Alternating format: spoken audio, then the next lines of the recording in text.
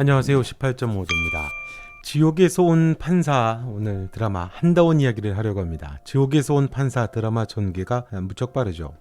유스티티아가 한다원의 고백을 듣게 되고 또 3명을 죽였다라고 하는 한다원의 말과 용서하지 못하는 유가족이 바로 자신이라는 말을 듣고는 심판을 벌이게 됩니다. 칼로 찌르죠. 예고편을 보게 되면 이건 유스티티아의 큰 실수로 나옵니다. 잘못된 심판의 대가를 치러야 되고 그렇지 않을 경우에 죽게 되는 그런 벌을 받게 됩니다. 유스티티아야말로 지금 현실 세계에 사는 게 지옥이겠네요. 유스티티아가 좀 신중했어야 되는데 살인법정에서도 자기 법정에 들어온 거니까 자기 마음대로 한다고 하다가 벌을 받았던 건데 말이죠. 신중하지 못한 대가를 치릅니다. 한다원은 3명을 살해했다고 말을 하죠. 누구를 말하는 걸까요? 아마도 가족이 아닐까 싶습니다. 자기가 유가족이라고 했으니까요. 살인자이면서 유가족이니까 범인이 자기라는 거죠. 존속살인을 암시했습니다. 그런데 한다원은 죄책감에 몸서리치는 걸로 보입니다. 여전히 피비린내가 떠나지를 않고 더 선명해지는 것 같다고 하죠. 자신이 죽어 마땅한 죄인이라고 자백을 합니다. 반성에 대해서는 죄책감을 가져봤자 그거 자기 위로라고 우회해서 대답을 하죠. 그리고 유가족이 자신인데 절대 용서하지 않는다고 합니다. 그래서 유스티티아가 성급하게 행동을 했죠. 10명을 빨리 채워야 되니까요. 성격이 좀 급하네요. 자, 그럼 한다원이 3명, 아버지나 어머니를 비롯한 가족을 정말 죽였던 걸까요? 아닐 것 같습니다. 이유가 뭘까요? 첫째는 김소영 팀장인 것 같습니다.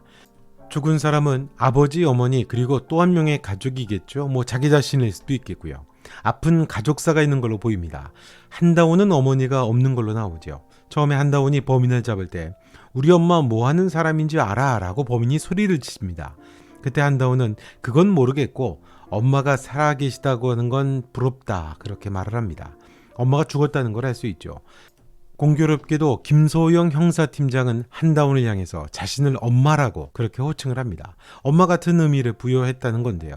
다 큰 성인에게 다짜고짜 엄마라고 하는 호칭을 붙이기는 좀 그렇죠. 어릴 때 자연스럽게 붙였던 애칭이 아니었을까 싶습니다. 보호자 같은 역할을 했었다는 거죠. 꼬맹일 때 엄마라는 말을 하면서 보호자 역할을 했었기에 커서도 자연스럽게 엄마라는 말을 사용을 한 게 아닌가 싶습니다. 꼬마 아이에게 왜 엄마라는 호칭을 사용을 했을까요? 고아였을 확률이 많았겠죠. 아버지도 없던 걸로 보입니다. 바쁜 형사가 왜 어떤 꼬마 아이를 향해서 엄마라는 말을 하고 그렇게 친근하게 됐을까요? 형사와 고아 같은 꼬마 아이가 연관된 일이라면 어떤 사건이 있었다는 게 아닐까요? 그 사건이라는 게 바로 한다원이 고백을 했던 3명을 죽였던 사건이 계기가 됐을 겁니다. 그때 엄마와 아빠 그리고 가족 중 누군가가 죽었다는 건데요. 고아가 된 한다원을 김소영 팀장이 보호자 역할을 해줬다는 의미죠. 정말로 그렇게 죽였던 그런 아이였다면 형사가 되는 걸 지켜볼 수가 없었겠죠.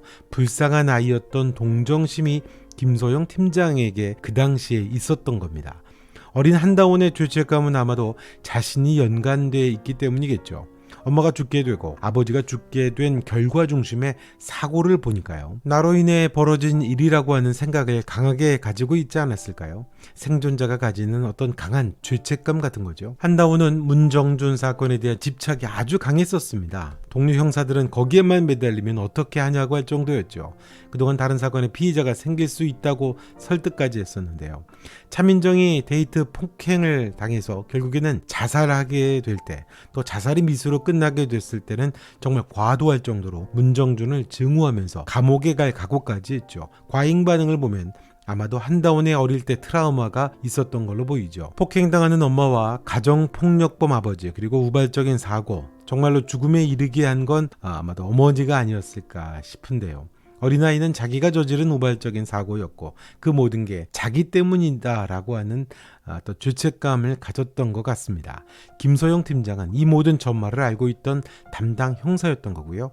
문정준이 부모가 없어서 자신이 불쌍하지도 않냐라고 그렇게 한다원에게 말을 하면서 자기 죄를 합리화했었죠. 그때 한다원은 부모가 없다고 다 그렇게 사는 거 아니야 라고 그렇게 말을 하며 분노를 했습니다. 그런 걸 보면 아마도 형사가 됐던 건 자신 때문이라고 하는 그 죄책감으로부터 속죄를 하고 싶어서가 아니었을까 싶습니다. 자, 두 번째는 바일이 정의하는 지옥에 가는 죄에 대한 정의가 달랐던 걸로 봅니다. 이 드라마의 주제가 될 수 있겠죠. 지옥, 죄라고 하는 정의 말이죠. 바일이 지옥으로 보내라고 했던 살인자들은 어떤 사람들일까요? 빨간 꽃을 만졌던 사람들입니다. 욕망을 누르지 못했던 사람들이죠. 한다오는 다릅니다.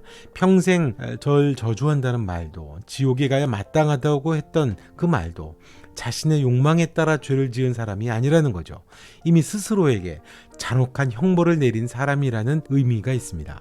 이마에 스스로 낙인을 찍고 지금 지옥을 사는 사람이라는 거죠. 바엘이 데려가라고 하는 부류가 아닙니다. 지옥으로 가야 하는 죄는 신중하게 이 점들을 정말 참작을 해야 했던 거죠. 누구나 꽃길을 가고 싶죠. 그 꽃을 건드리는 순간, 그 욕망을 건드리는 순간 자기 안에 지옥 같은 자기의 욕망이 눈을 뜬다고 했습니다. 심판받는 죄인들은 이 욕망을 따라 살았던 거고 누군가에게 해를 끼쳤던 겁니다. 살인이 되던 거죠.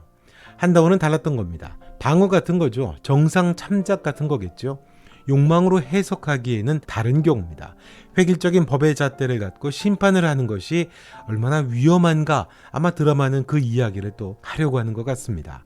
자신의 욕망이 가득해서 반성도 없는 살인자를 가려야 했던 건데 유스티티아는 실수를 했던 거죠. 바일은 그걸 신중하게 구분하지 못한 유스티티아를 심판하게 되는 거죠. 그 외에도 아마도 실제로 살인을 한 게 한다원이 아니기 때문일 수도 있겠죠. 재미있는 건 유스티티아 역시 심판을 받고 있는 중이라는 겁니다. 유스티티아도 자신의 지옥을 경험하게 되지 않을까요? 유스티티아도 자기의 욕망 때문에 이 사단이 났던 거 아닙니까? 자기 법정에 들어온 순간 내 맘대로 한다는 오만함으로 인해서 강빈나에겐 낙인을 찍어버렸죠. 돌이킬 수 없는 일이 돼버렸습니다. 현실의 살인과 마찬가지 같은 일이죠. 우월한 오만함을 갖고 공감 없이 심판을 하고 있는 우리의 그런 현실도 비꼬는 것 같기도 하죠. 게다가 빨리 끝내고 자기 지옥으로 돌아가고 싶다는 그 욕망으로 인해서 경솔하게 심판을 하고 한다온을 죽였습니다. 한다온이 물론 죽는 걸로 끝나지는 않겠죠.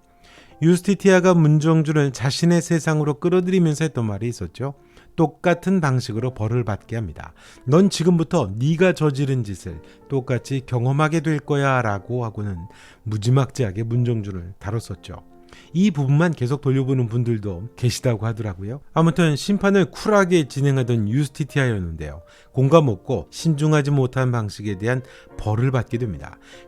자신이 내려야 되는 심판의 무게가 얼마나 큰지 또 그 엄중함 때문에 아마도 유스티티아는 그게 진행이 되면서 또 다양한 경우들을 만나고 다양한 사건들을 만나고 다양한 사람들의 이야기와 서사를 만나게 되면서 유스티티아가 괴로워도 하고 반성도 하면서 그렇게 성장을 해가겠죠. 1년 안에 10명을 지옥으로 보내야 되고 또 한다운 심판의 잘못으로 인해서 아마 더 큰 형벌도 숙제도 받게 됐으니까요. 어떻게 보게 되면 유스티티아도 지금 지옥을 살고 있는 게 아닌가 그런 생각을 해보게 됩니다. 아무튼 죄라고 하는 것을 어떤 잣대를 갖고 들이댈 것이냐, 어떤 시각으로 그 안에 사람을 볼 것이냐라고 하는 질문을 이 드라마가 제시하는 게 아닌가 기대를 해봅니다. 자, 이번 영상은 여기까지 하겠습니다. 영상 좋으셨다면 좋아요, 구독 부탁드리겠고요. 여러분의 생각도 댓글로 남겨주시면 고맙겠습니다. 지옥에서 온 판사 다음 영상에서 또 뵙겠습니다.